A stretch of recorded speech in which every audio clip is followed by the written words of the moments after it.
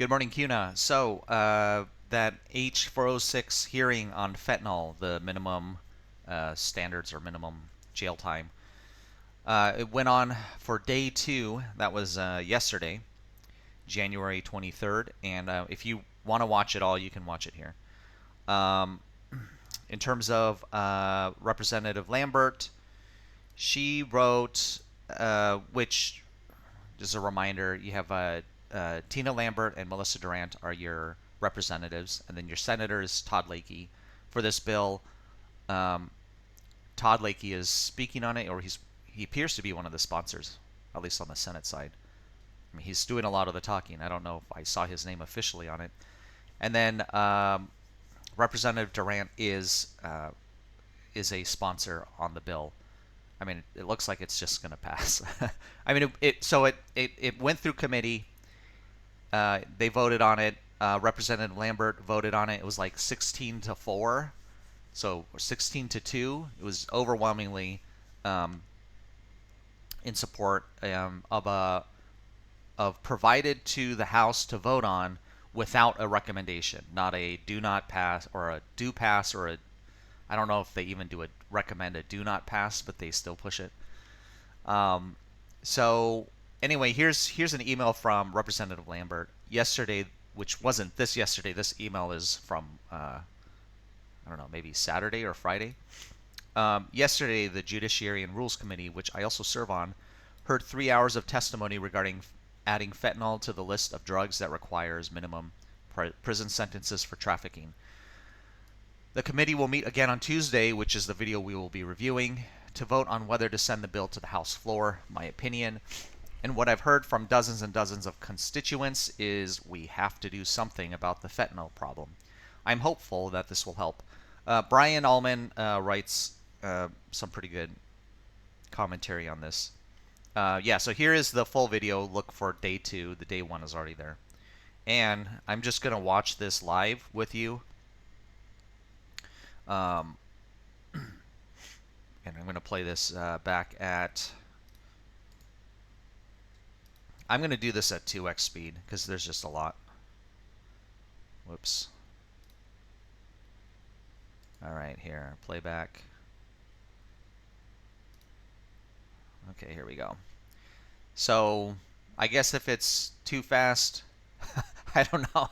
I mean, here we go. Down to the hall to the help desk, and they'll help them sign up to testify for our bills. Same knowledge, knowing kids. Okay, here we go. So I'm just gonna jump around.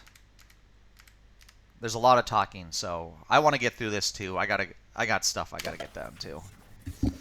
Thank you, Mr. Chairman and members of the committee. Todd Lakey, State Senator from District 23, and I'll start, and then Representative Hill will conclude. So, Mr. Chairman and committee members, I think those that spoke in favor at the last hearing did a really good job of covering the points that support this bill, but I'll emphasize a few high points. And I said before at the hearing that Idaho is a great place to live and to raise a family. And part of the reason we are a great place to live and that people want to live here is because we've made strong, clear policy decisions that we are not going to make it easier for drug dealers to do business in Idaho.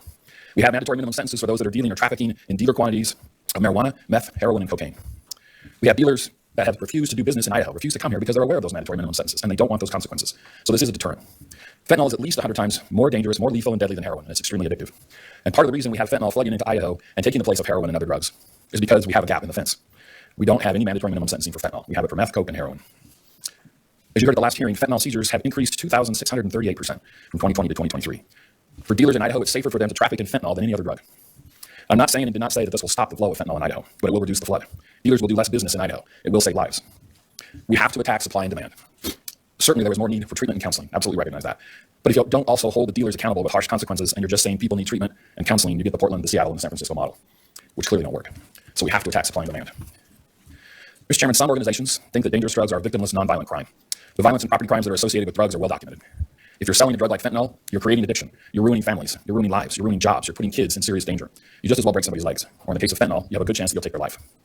I have more sympathy certainly for users, but not dealers. And there's no truthful examples of someone that's just a personal user being charged with trafficking under the other drugs. All have been proven to be dealers. And these are dealer quantities. There's no legitimate argument otherwise. The minimum tier, 100 to 250 pills, and up to 2,000 lethal doses of 4 grams. The quantities differ, but this bill has the same knowledge, knowingly language, the same mixture language that we have for other drugs and our drug trafficking statutes. So this is not new language. In Idaho Code 372732B, we made the policy decision that if you knowingly have these larger dealer quantities of marijuana, meth, cocaine, or heroin, you are involved in trafficking or dealing. We make it harder with our trafficking statutes for drug dealers, not easier. And if you're manufacturing or moving these quantities, you are trafficking. The quantity, in essence, is your intent to be involved in dealing.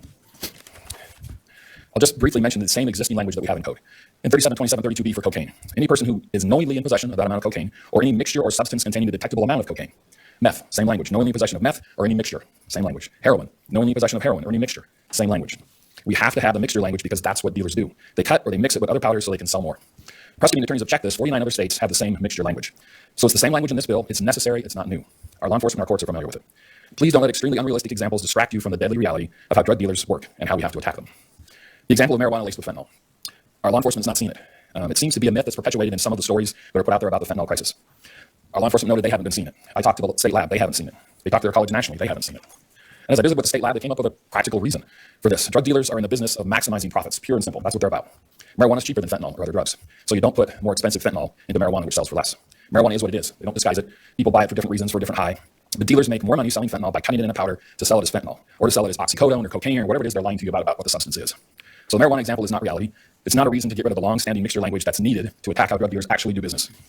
Lastly, the prosecutor has to show that the person knowingly possessed the fentanyl. So the person who truly didn't know, who borrowed a friend's car and didn't know about the fentanyl hidden in the car speaker box, is not guilty of trafficking. We have a gap in our fence, representatives, and that is the fence that helps protect us against cocaine, meth, and heroin. But fentanyl is pouring through that gap. 70% of the pills, as was testified, are potentially lethal. Our law enforcement community is united in asking for this. Our community leaders are asking for it. And 86% of Idahoans are saying we need this. Please send House Bill 406 to the floor to do pass. Representative Hill. Representative Hill, you have Actions that we've seen.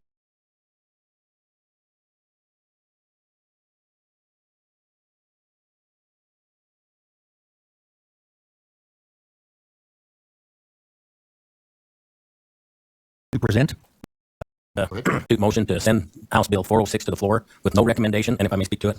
Go ahead. Members of the committee, we've heard a lot about fentanyl. You need to remember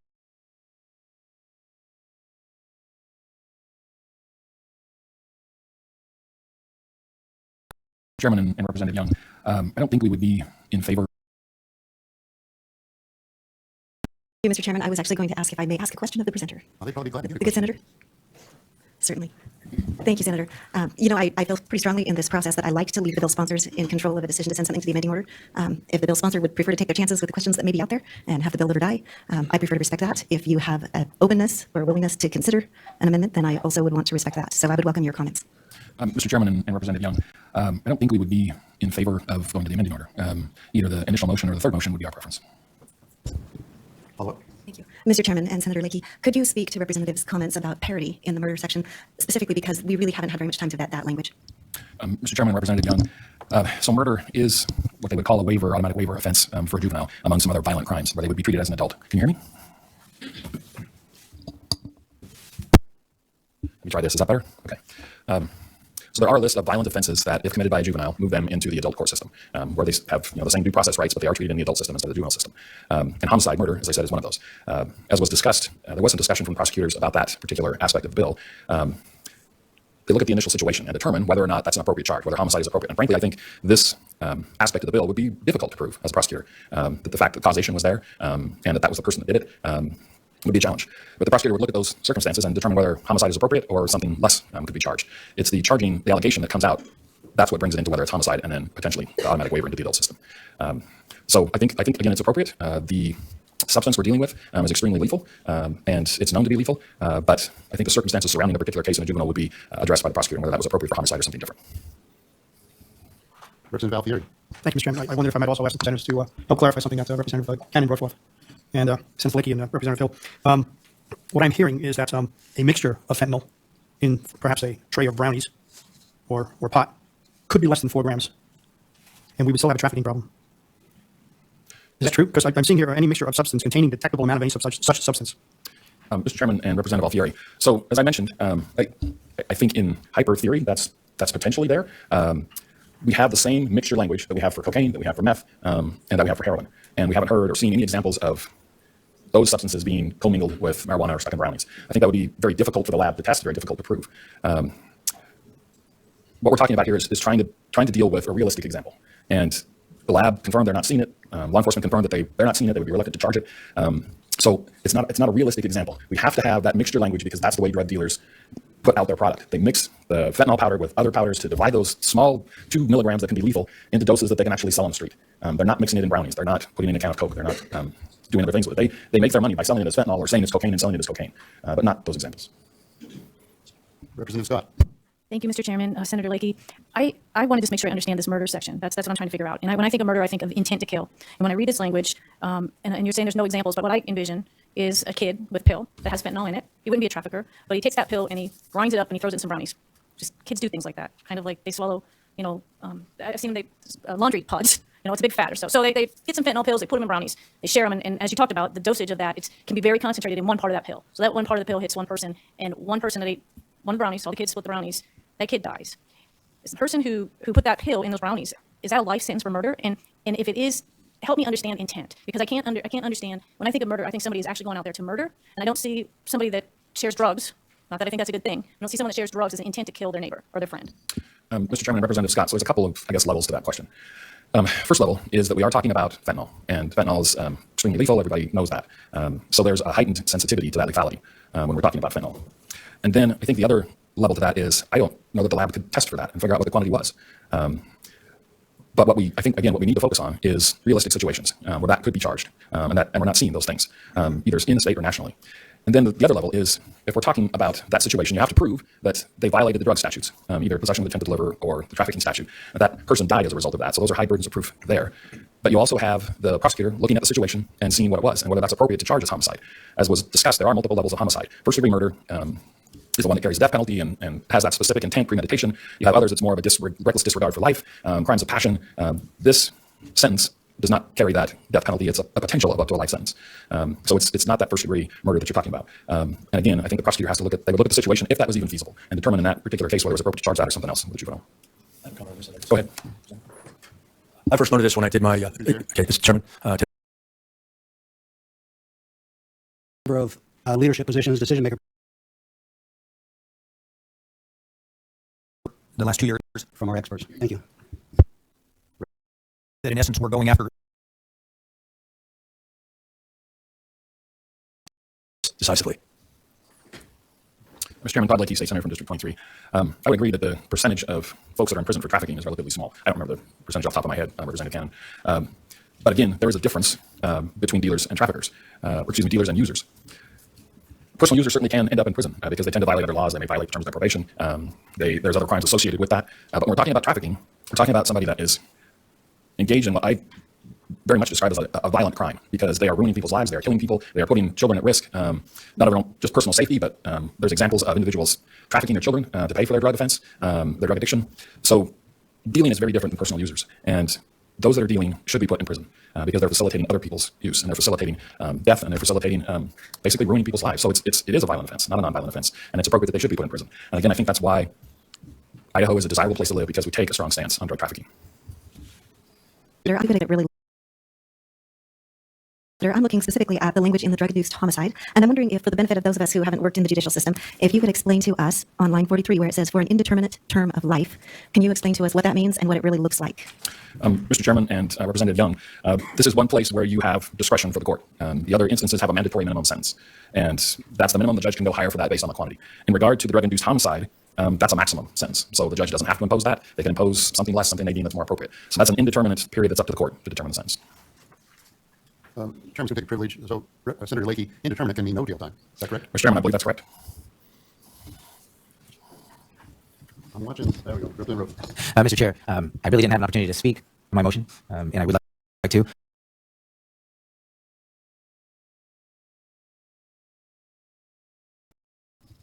Representative Ehart. The appropriate time to speak. To ask questions, or you want to speak the motion? Mr. Chairman, Representative Ehart, certainly.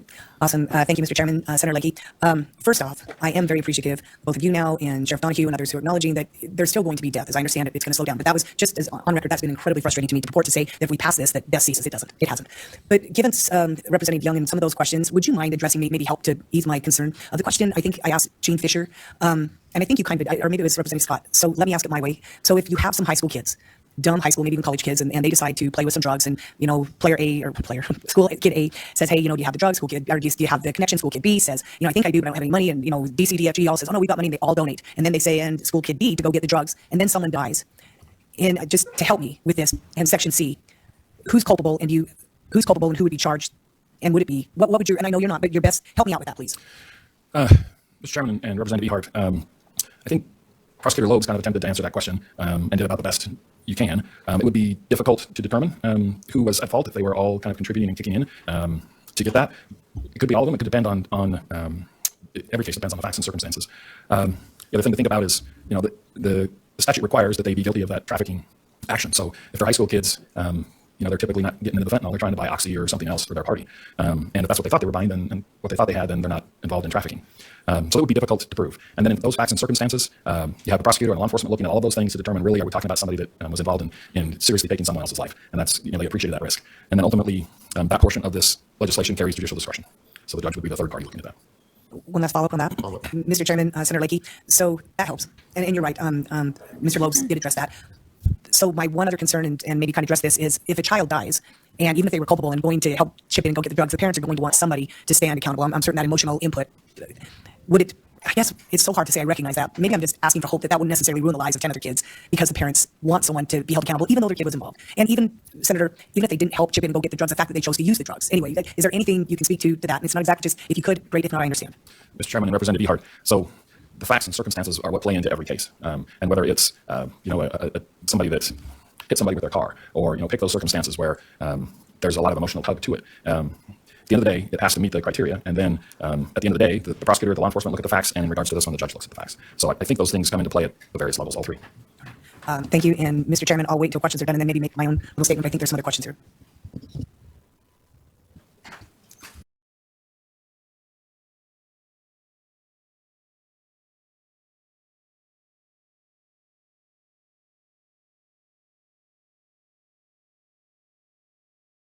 Okay. Representative Handy. Thank you, Mr. Chairman. Probably Senator Lakey, if I could ask a question. Mr. Chairman, Representative Handy, certainly. So as I weigh this, I think there's injustices on both sides. No matter how you do it, it's not going to be perfect. But as we vote for these things, I'd really, really be thrilled to have some follow-up. Is there anything in place if this was to pass that a real effort to keep really good data and see what effects we have in a year as we look at it? Because I have people tell me all the time that mandatory mandates don't work, but there's no real evidence or no real scientific data out there that shows yes or no. Mr. Chairman and Representative Handy, so the Department of Correction and law enforcement certainly keep data. Okay. And we talked about, for example, I think the data that was presented last time talked about the increase in fentanyl seizures was up 2,600% from 2020 to 2023. So that seizure data certainly shows that it's exponentially increasing in Idaho. I appreciate the chairman's reminder about 3% on trafficking and 37% on the drug-related clarification. That gels with what I recall. So we can see that it's a growing problem. We can see that what they're being charged with. We can track the results. We can track data on success on probation and recidivism, all those things we do track. One of the things that's a little bit harder to track is the drug dealers that say on their wire, I'm not doing the deal in Idaho because you guys have mandatory minimum sentences. That's harder to track. That's information that we get from officers on the street that say, this is my experience in dealing with that. But as far as the numbers of incarceration, the increasing volume, the number of deaths, absolutely you can track all those things. And certainly, I believe that we will have an impact on that. But as Representative Ehart said, we're having an impact. We're not stopping it. We're just trying to make it so they do less business in Idaho. Representative Cannon. Mr. Chair, for Senator Lakey, do you have data about the percentage of cases that start out charged as trafficking that get pled down by prosecutors to possession or some lesser offense? Mr. Chairman and Representative Cannon, do I have data? No. Do I know that happens? Certainly. And that's, I think, also part of what comes into play with some of those additional facts and circumstances surrounding a particular case. That's what prosecutors are elected to do, and we try to make sure that the system runs as efficiently as we can versus everything going to trial. All right. Gentlemen, it appears you're done. Thank you for your presentation. I appreciate it very much. You can take your other seats. Now we'll go to discussion. Thank you, Chairman. Of the amended substitute motion.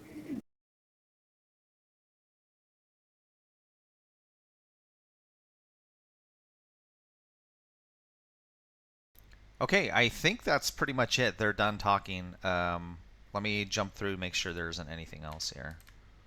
I think now they're going to be talking amongst themselves prior to the vote.